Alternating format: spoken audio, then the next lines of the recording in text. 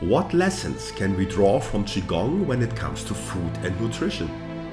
How can we use the consciousness to connect to our inner nutritionist and make the ultimate choices when it comes to our daily diet?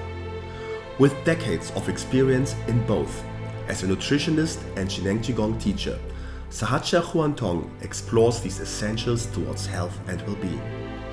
My name is Torsten Lüdecke, and this is the Wisdom Qigong podcast.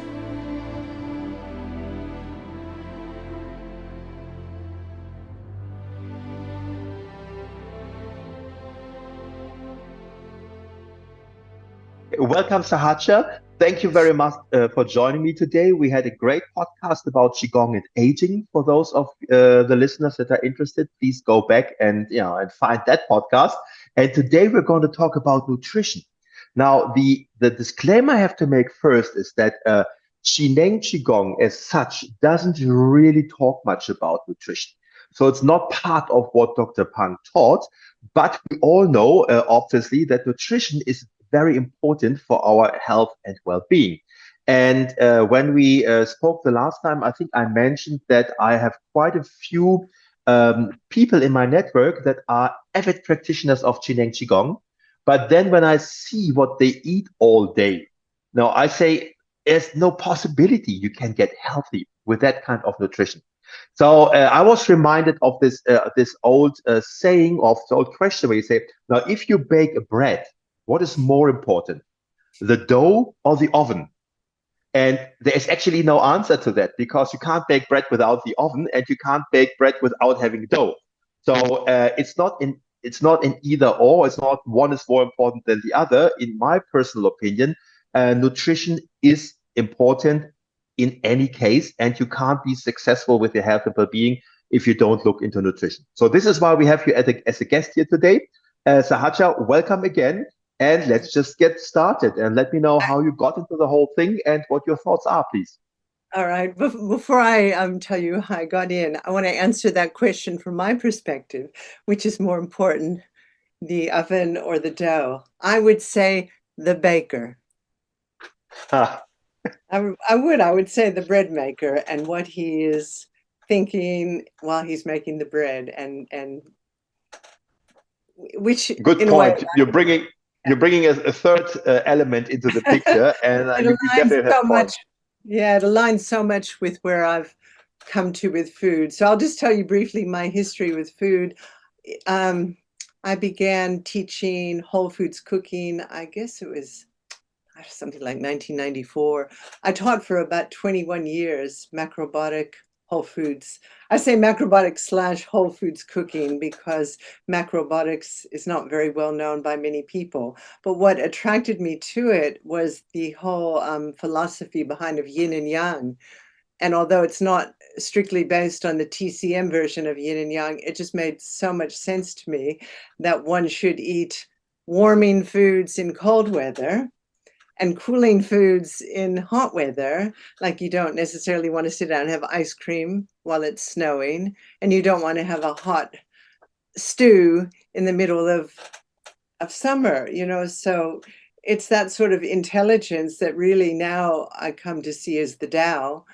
And that was my beginning of the journey. And the reason that I sort of delved into learning macrobiotics was because I probably mentioned this in the previous podcast, I had contracted dengue fever in India and was very, very sick. And I didn't bounce back quickly. It's already a pretty serious condition to go through, but many people do bounce back after 2 weeks, a month, a bit like COVID, really.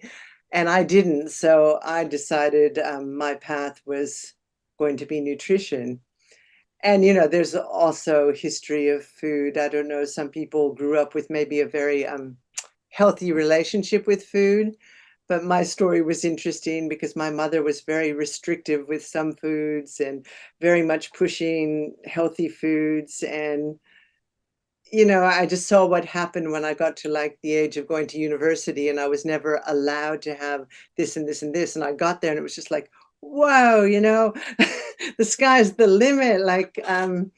So I've learned many things on the journey, that repression doesn't help bring a balanced attitude to food. And I see a lot of mothers with kids these days like, no sugar, no this. And then they go to a birthday party and they go nuts for the sugar. So that's not the way. There's so many contradictory and confusing elements with food, especially now. And in those years of teaching, and I had continuous classes for 21 years. So I taught a lot of people how to cook miso soup and brown rice and sourdough bread and vegetables, beans. And the thing that people most suffered with or were confused with is who to listen to. And even now, there's even more conflicting information around food. And many of my own beliefs have just flown out the window because I've seen people, well, recently a friend lost 17 kilos on the carnivore diet. Now, to me, in my mind, eating meat, only meat, not even a vegetable, couldn't comprehend, it just even aesthetically, it felt wrong on so many levels. And but he lost this excess weight that he couldn't do as a vegan, as a vegetarian. And so that it just made me look at that there's maybe many pathways through this nutritional world. Now, I get that there are many pathways to achieve certain things, but intuitively, I would also say if you only eat meat, now that can't be good because that's not who we are as people. That's not our. If you look at our evolution and all of that, I mean, I'm not a nutritional expert, but I'm just talking about common sense here. Our body would need some vegetables, some greens, because that's what we always had.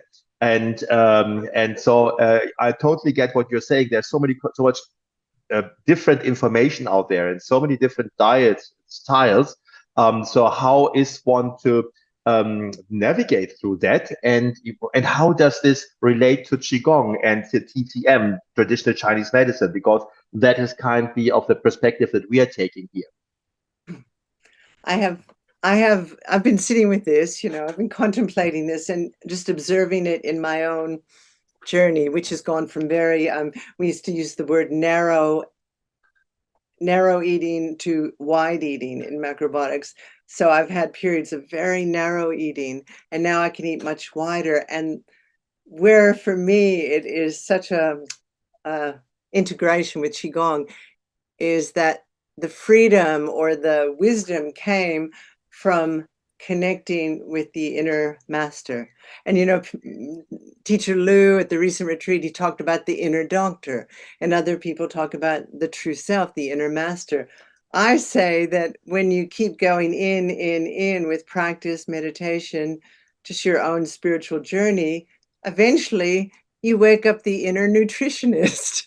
And really, I think this has happened for me in the last year, and it is amazing because all the previous beliefs around food all really originated from reference framework. I would say almost all of them, what we align with. I mean, what you just said about it's not what we were or how we eat. There's a book out now that your vegetables are trying to kill you. That's the name of the book. Because now all these people coming up with this new information about lectins and all this, what I call partial information, like taking something out of context. It's not integrated, it's not unified, it's not holistic. It's finding some, like saying, don't eat almonds because they have a trace of arsenic in it, and arsenic can be poisonous. So when I heard about this book, Your Vegetables Are Trying to Kill You, I don't know, I have to laugh. And they're doctors advocating this. So I thought there's no choice anymore. You have to wake up this wisdom that knows your body and knows it on a day-to-day basis. Because what I've found is that if you try and fix it, like in Qigong, if you fix your illness, you fix your condition, like in your consciousness, it's very hard to change. That it's that fixing. And if you fix your nutritional belief system in the same way and your body changes, what can you do? You're sort of bound to this belief system that's fixed in concrete. And so flexibility and awareness of how the reference framework influences food choices and food beliefs, I think, is super important. Does that make sense? Absolutely. And I think it's a very cool point that you're making, because just like we have learned in Qin and Qigong to work with the Yang Qi to get the information and to send information, it is the same when you talk your inner nutritionist. Now, connect with that to understand what is good for you. For me, however, there is an important distinction here, because there is the inner nutritionist that knows what's good for you, and then there are these cravings, and the cravings are basically, industry has made us crave certain things because they keep putting it into our nutrition, like sugar or like fried food, and so on.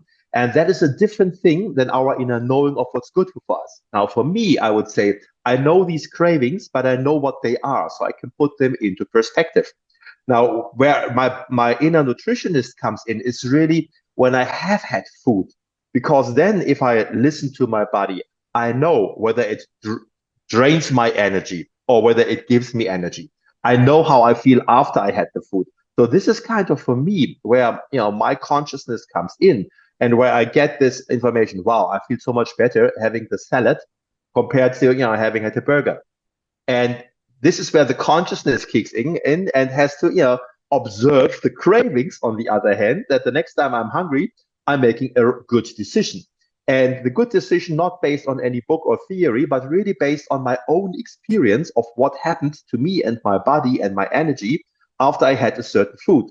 So this is how what I take out of what you've just said. And this is what I find also in my life, how I best operate through the whole world of nutrition. Is that in line with your ideas? I totally agree with you. And just to enforce that, as I sort of gave myself more freedom, I would say in the last couple years, more freedom to go out and eat wider,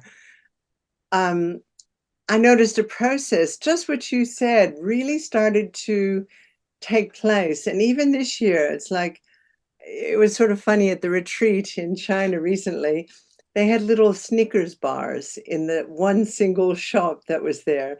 And like everyone was like, wow, there's Snickers bars, because mostly it was Chinese junk food. And I thought to myself, I haven't had a Snickers bar in, honestly, 50 some odd years. That is absolutely forbidden. It's junk.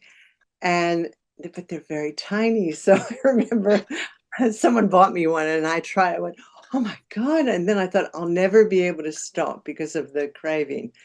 And I had a second one. And then maybe a few days later, I had another. And I remember Teacher Lou coming along and saying, what did you buy? And I showed him the Snickers. Because once in a while, it's okay. But it just fell away by itself. Like now, I went to the petrol station the other day, there was a whole wall of Snickers. So I had to take a picture for the group of Australians that went. But there was not one craving. And I thought these things have a way of working themselves out. And I keep noticing with those sort of forbidden foods that maybe, growing up in America, a burger was a big deal. And then I find a place that has grass-fed burgers in Fremantle. And the first one, I think, oh my God, I've been missing out. I'm going to eat this every week, or my partner would say, I guess you want that every day. But it just resolved very quickly because of what you said, the mindfulness to observe. And then I notice as soon as something really doesn't sit well, I go, well, that's finished. That's finished. But it's not coming from a previous state where, oh, that book said this is good. That book said this is bad. Oh, this one will make me put on weight. This one will harm the liver. This one is not good for the heart. It wasn't coming from any more book knowledge. It's exactly what you said. It's coming from direct experience of observation of what is good and what isn't for the body in that moment, because it might change in 3 months, So I totally agree with you. Shh. We have a secret that not many people know about. So over the past year, we've worked on an e-learning course. And it's taken a lot of time, lots of resources, lots of producing things nobody has ever seen, and we'll finally launch it in the first week of October. If you are interested in learning Shineng Qigong on a more fundamental level, this is perfect for you. And it's a secret because depending on when you see this video or this little snippet, you can get 50% off on our e-learning course.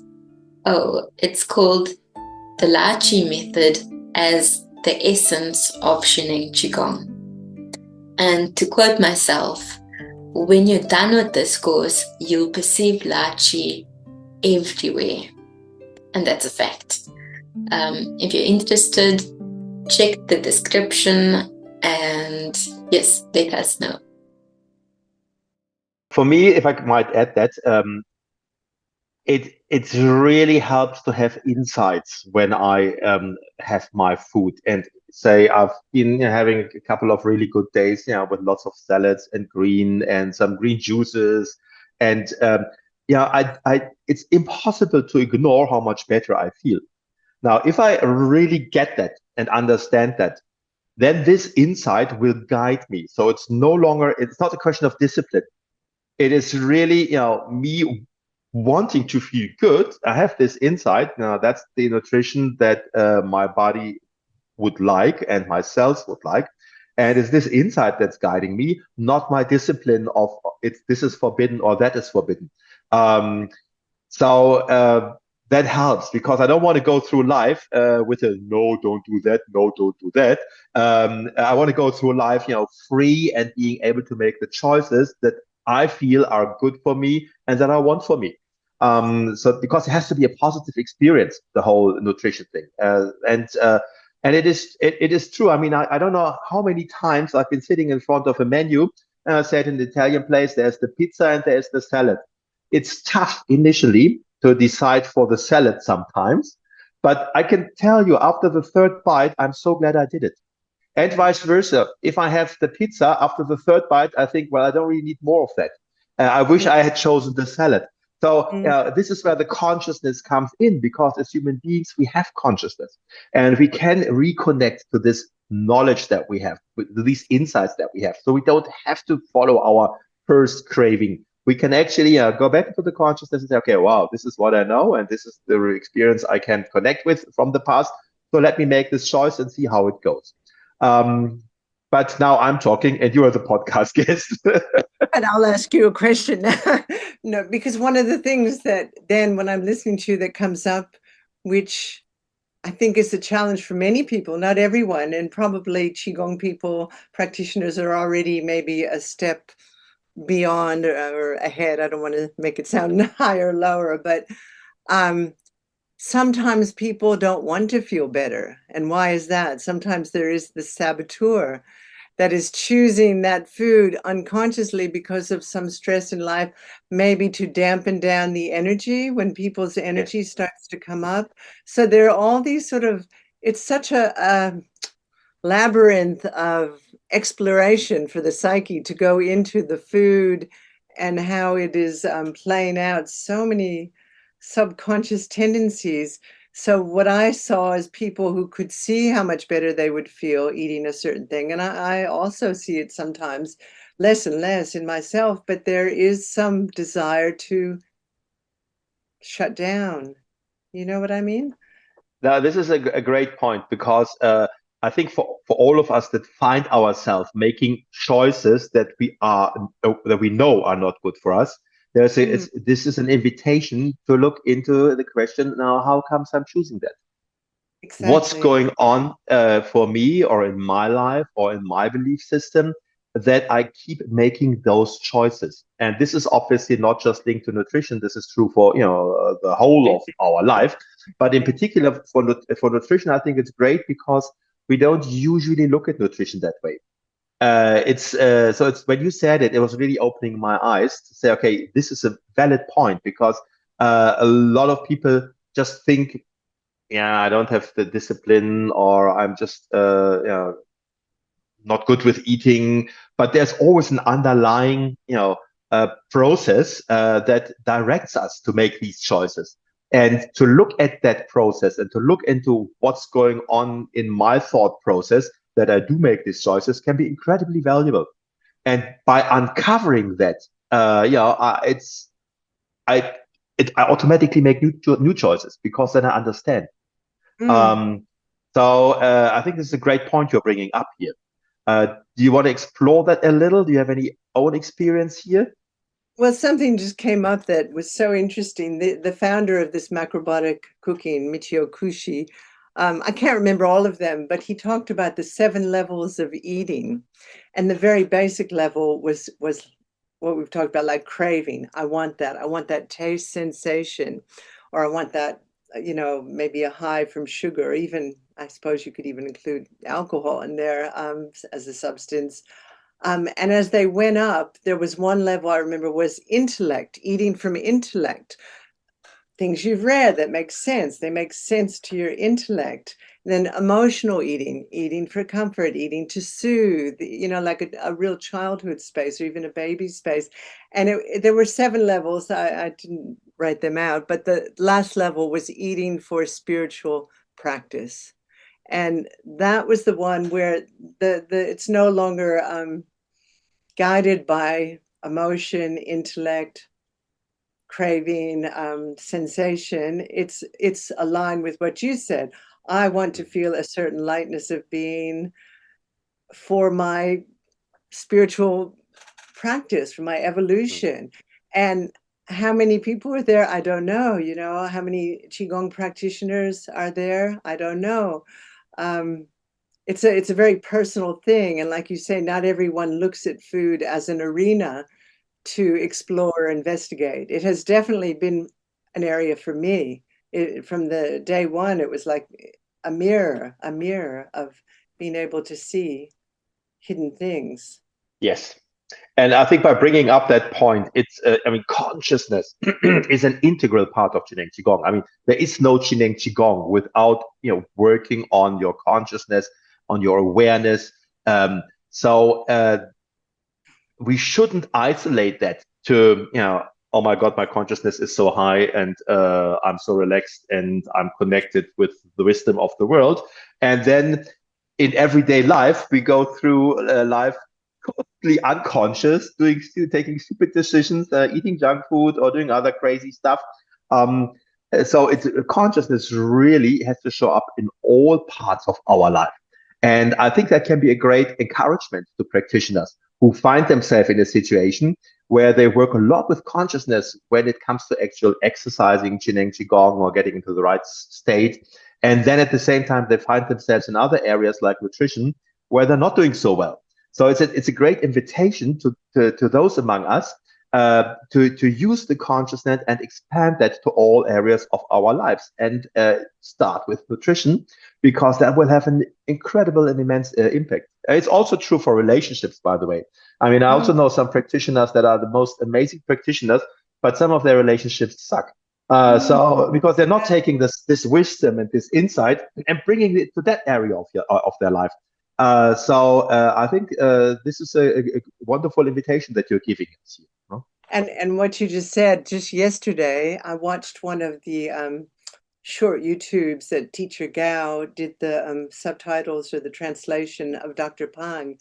And it was exactly about that. And maybe later I can send you the link to include, because it was so much about, if you think Qigong is just this 1 hour practice, 2 hour practice, doing the right moves, if you think that's what Qigong is about, that's nursery school, kindergarten. Yes. It really has to become a life practice. And that includes everything. Exactly. And Dr. Pang was saying, like, it has to be reflected, like, your relationships need to reflect it.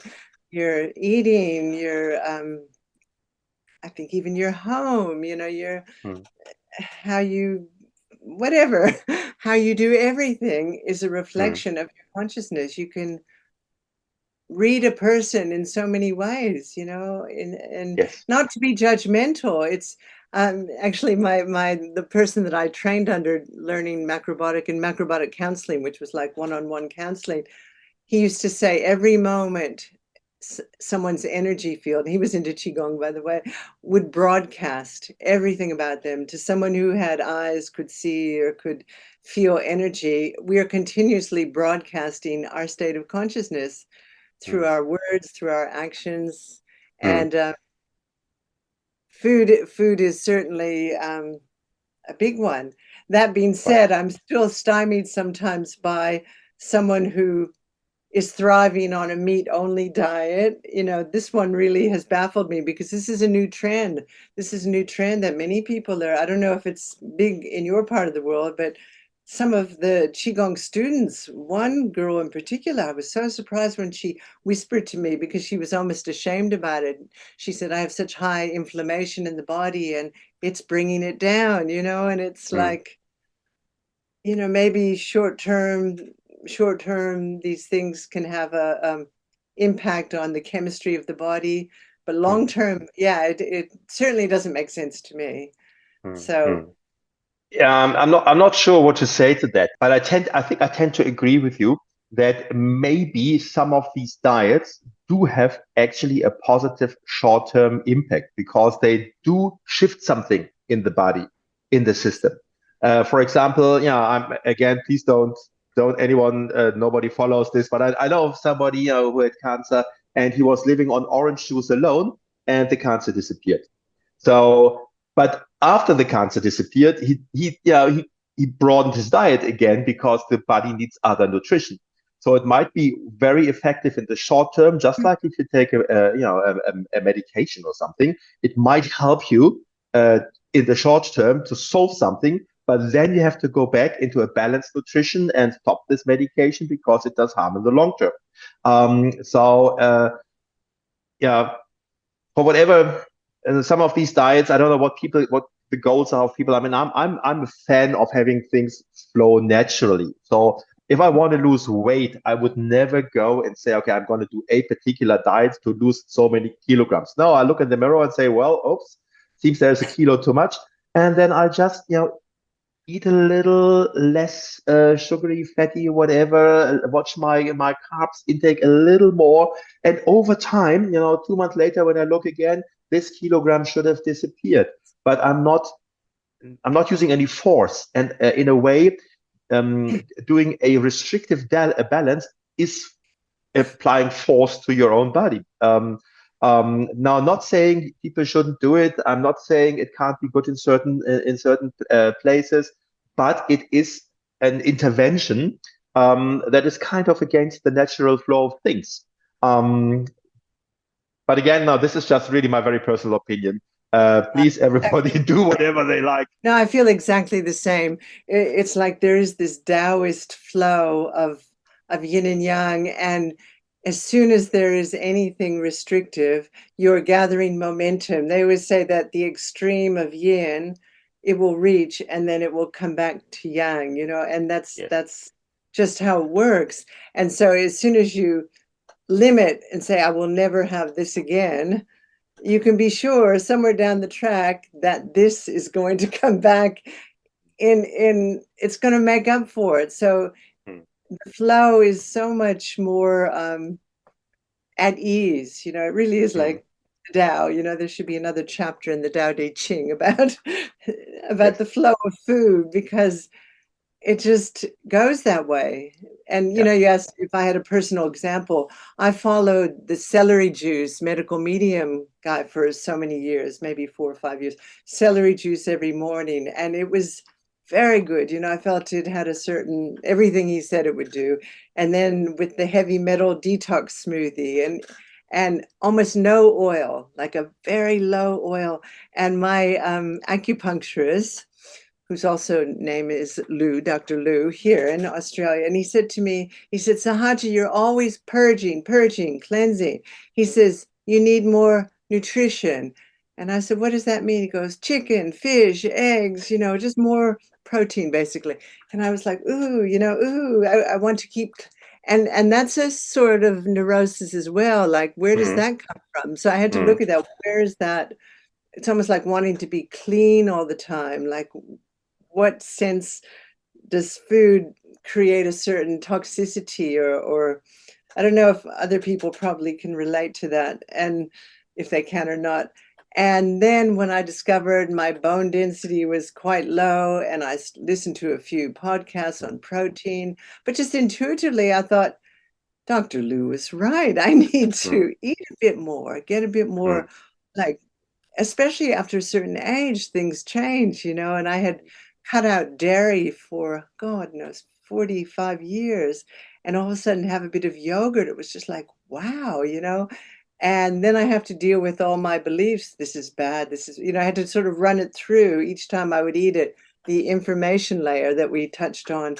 So important. And the friend of mine doing the carnivore, I saw he went and ate, I don't know, an Portuguese custard tart or something.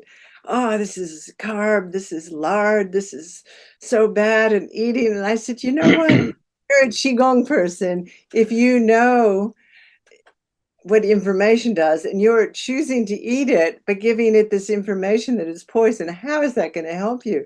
And he said, yeah, you're right. It's like if you're going to eat something, at least in that moment, just say, in this moment, I choose to just enjoy the properties of this food, what it's offering me. But to continue to eat something while a narrative is running about how bad it is for you. I can't think of anything more anti-nutrient positive, or, mm. that's probably the most important point I feel around the. Absolutely. Absolutely. And I also want to touch on a point, we kind of said that in certain diets or in certain phases of our life, we tend to say this food is evil, or this is, oh my God, I shouldn't touch this, it's so bad. So Um, bad. Now, this is a belief thing that an idea that we are holding.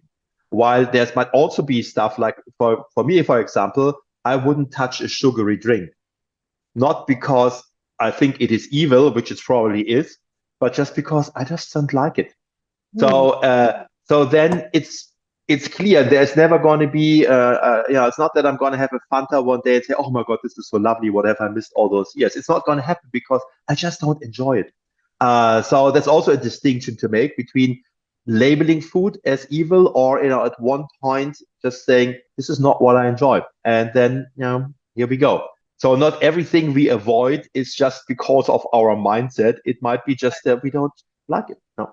Right. Yeah. No, I agree. And I think I saw someone having Coca-Cola in China, and I was like, oh, like people still drink that, and the same, no attraction. I don't have any attraction to coffee. I know coffee is such a big thing. Um, it used to be a big thing, and I tasted it not long ago, and I went, wow, it's left me. But it was a Mm. natural leaving. It wasn't a mind leaving. I think that's what you're saying. It naturally is not part of your Yeah. desire system, or nothing about it. You've no Is, idea what you're talking about, Sahaja. Coffee is so nice. oh, look, I was addicted to coffee. I was so addicted to coffee. Now it's chai, now I'm. No, absolutely. But also with coffee, and I learned through my TCM doctor. Hello, Dr. Lulu, if you're listening. Me too. That to restrict the coffee, and because really the second, third, fourth, or fifth cup didn't do me any good anymore, and I noticed that. But still, I was in this routine of doing it. So now I have like my 1 cup in the morning, and I really enjoy that. But it's great in the morning, and then I'll switch to green tea or other beautiful drinks, and I feel so much better. So I'm not missing out on the coffee, but just by realizing that the fourth cup doesn't really add any value, the first cup becomes so much more precious, and it becomes a moment of joy. And so this is how I navigated the coffee thing. So now we are very much in And practical details here. And I'd like to also, take this opportunity, because you started off the podcast with a practical thing where you explained yin and yang, and we probably don't want to have a hot stew in summer and ice cream in winter.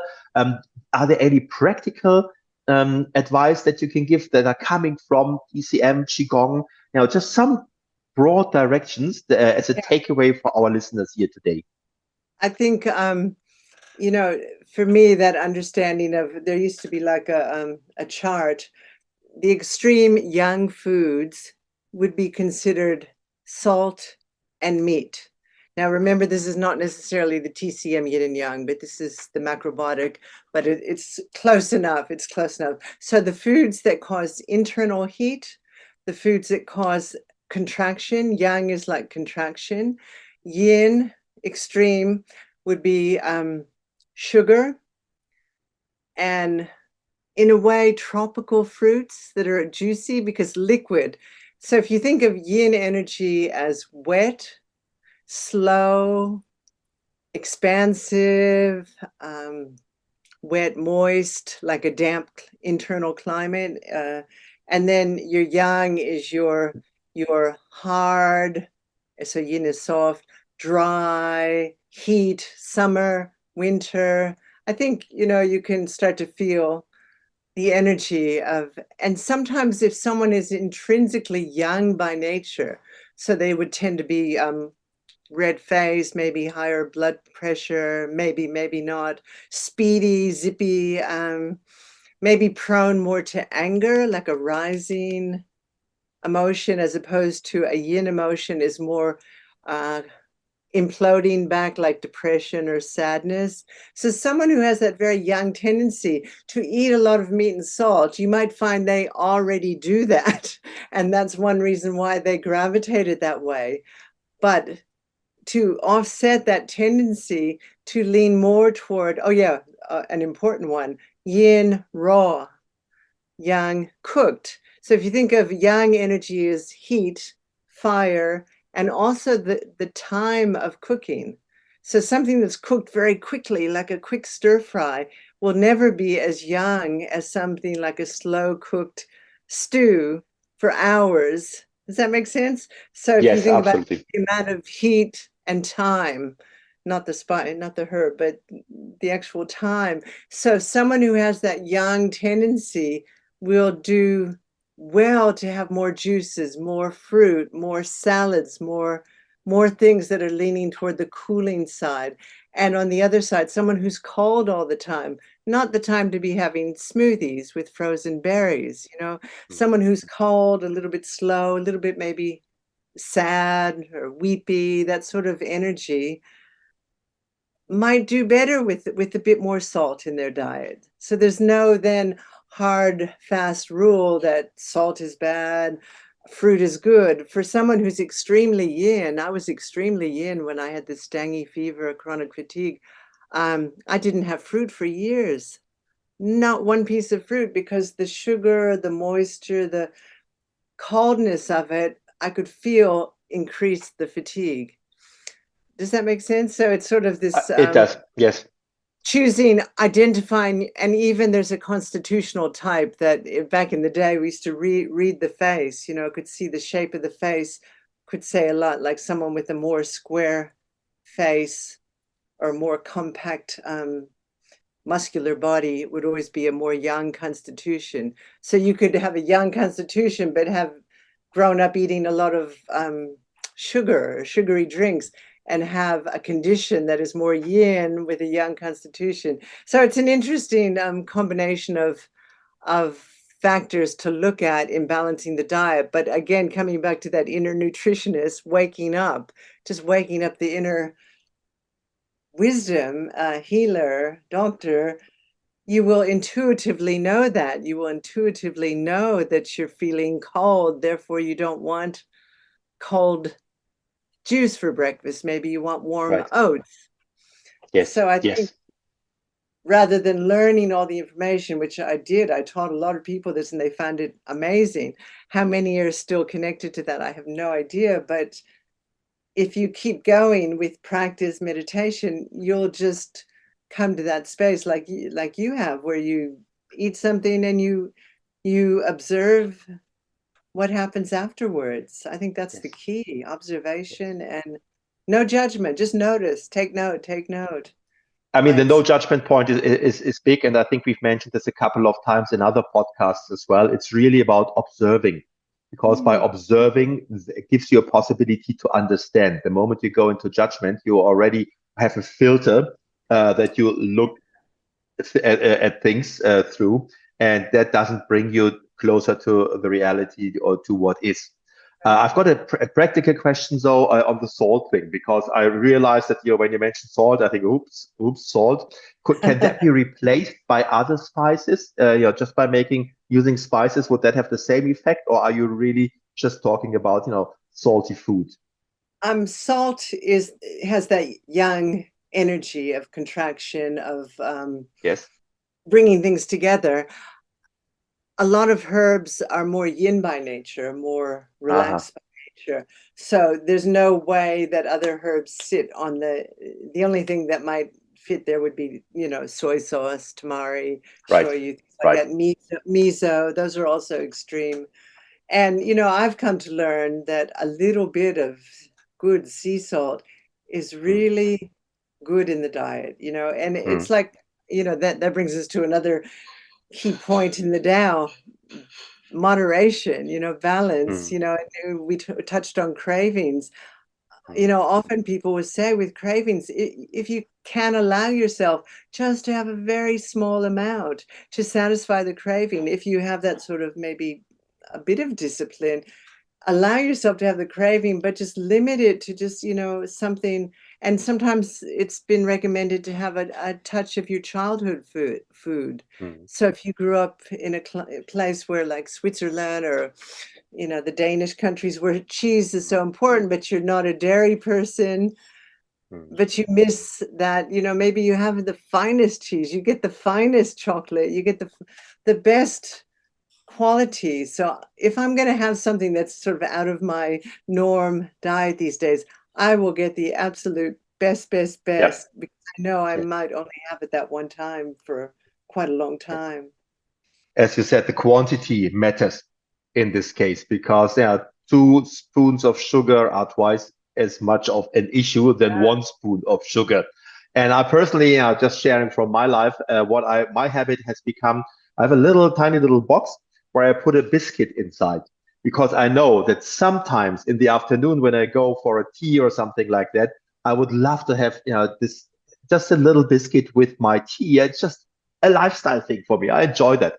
But when you go into a coffee shop and order your tea, the smallest thing they have is a huge chocolate chip muffin. So for me not to be going that route, I just have this biscuit with me, I'll unpack it, and it's perfect. That's all I need, because it's really just this taste. Huh?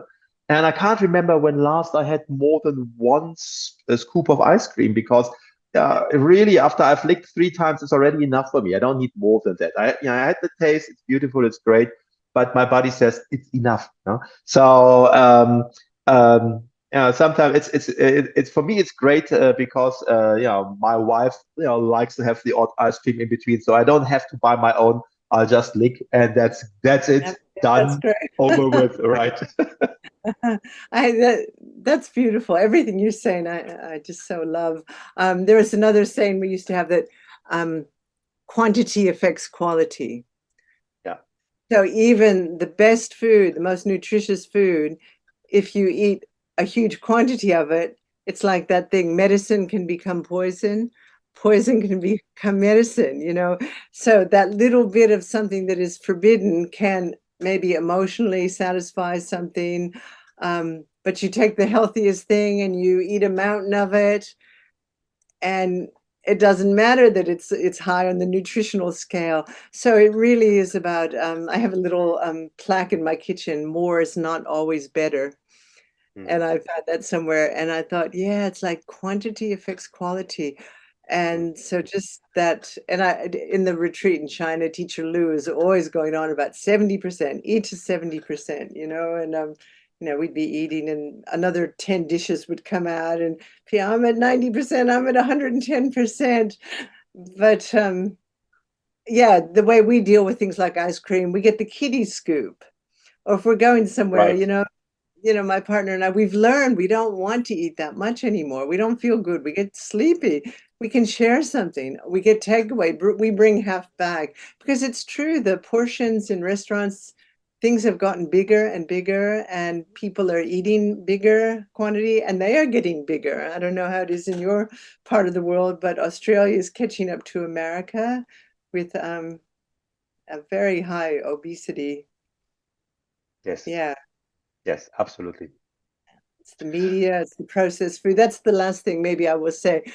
If you can eat natural whole foods with the least amount of human intervention and tampering, I mean, just to eat vegetables, just to eat fruit. If you're going to eat meat, grass-fed, humanely raised, just common sense. As soon as things are all packaged up, you don't want to start reading the labels. Well, you do want to read the labels. It's so easy to eat real food. It really is. And I think that is probably the one thing there where there's no controversy or no other or second opinion to that process. I haven't read any book that says natural food is a problem. So it's really the processed food. So if you can make the choice between having food in their natural state compared to highly industrialized, I think this is a no-brainer. This is something quite easy to follow. Just, when you go shopping, make sure you put the right things into your trolley. And you have already made a big step towards your own health and well-being.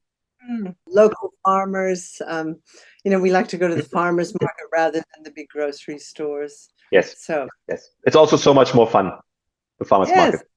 Yes, and you meet people, so it will also satisfy your social needs, and you have a good chat with the farmer. That's right. Yeah. All right. Well, thank you very much, Sahaja. We are coming to the end of our time here. That was again very, very interesting to talk to you, and I hope there were one or two takeaways for our listeners that they makes them think or make new choices or become more aware or use their consciousness when it comes to nutrition. So thank you very much, Sahaja. It was lovely to talk to you again, and I'm looking forward to a third episode sometime soon in the future. All right. Thanks, Torsten. Bye-bye, everyone. We trust you enjoyed this conversation, and we invite you to subscribe to our podcast so we can stay in touch and notify you of future episodes. We will end today's episode with the 8 verses meditation performed by Jin and Qigong teacher Katrin Hendricks. Enjoy.